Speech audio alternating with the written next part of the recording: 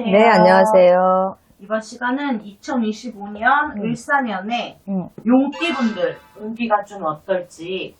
울산연의 용띠들은 이제 올해 25이고 내년에 26이 되는 우리 경진생들은 하고자 하는 일에 걱정과 고민이 좀 많아질 거예요, 내년에는.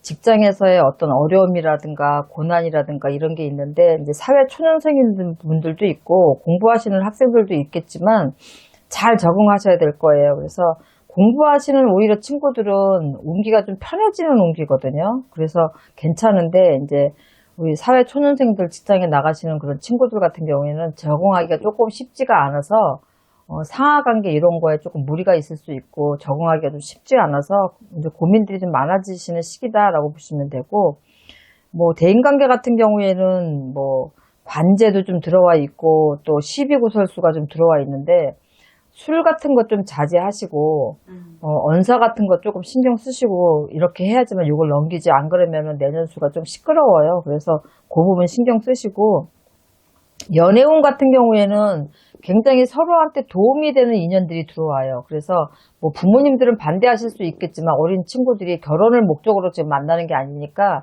연인이 든다 그러면 반대들 하지 마시고, 서로한테 나쁜 영향을 미치는 인연이 아니라 좋은 영향을 미치는 인연들이 들어오는 시기라서 괜찮다고 보여지고요.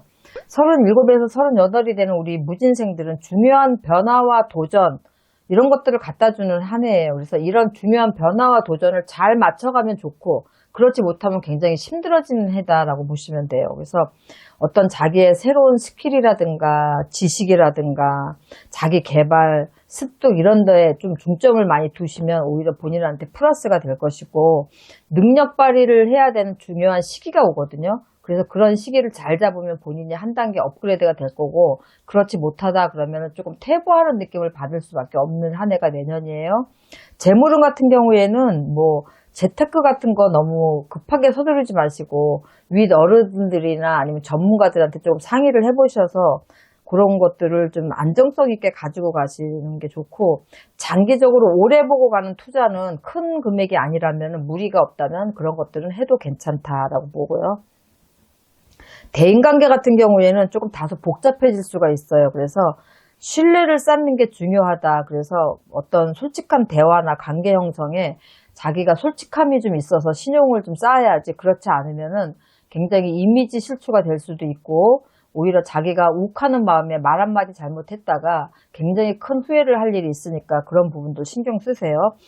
건강 부분으로 따지면은 나이는 어리지만 평소에 생활 습관이나 이런 것들이 잘못돼서 좀 병이 올 수가 있어요. 그래서 건강 부분을 굉장히 많이 신경 써야 되는 게 무진생들이에요. 그래서 뭐 과로라든가 스트레스 누적이라든가 이런 것도 있겠지만, 에너지도 잘 고갈되지 않게 잘 써야 되겠지만, 내 몸에 어떤 병이 생긴다 그러면 그런 것 때문에 1년 내내 내년에 병원을 좀 많이 다닐 수 있는 수다. 그러니까 건강에 좀 신경만 쓰시면 괜찮아요. 질병에 노출이 돼 있는 시기이기 때문에 무진생들은 그것만 신경 쓰시면 될 것 같고요. 49에 내년에 50이 되는 우리 병진생들은 이 40대 마무리를 굉장히 잘 하셔야 되는 해다라고 보시면 돼요. 그래서 50대가 시작이 되는 내년 수기 때문에 후배나 아랫사람과 연관되는 어떤 이런 금전손해가 좀 생길 수가 있거든요. 그래서 그런 부분에 있어서 조금 신경을 쓰셔야 되고, 겉으로는 좀 그럴듯해 보여도 사실상 안으로 들어가서 보면은 조금 별로 좋지 않은 것들이 있는데, 이런 것들로 그러니까 순간 혹할 수 있는 제한들이 좀 들어오는 시기예요. 그래서 내가 사업을 좀 다시 시작을 한다든지 아니면은 뭐 기존에 하고 있던 거를 바꾼다든지 이럴 때는 조금 더 신중하셨으면 좋겠어요. 그래서 그렇지 않으면은 내가 생각과 다르기 때문에 오히려 실패수가 있거나 다시 원상복귀를 시키려면 금전에 손재도 좀 들어오고 실패수가 좀 있다 생각하시면 되고요.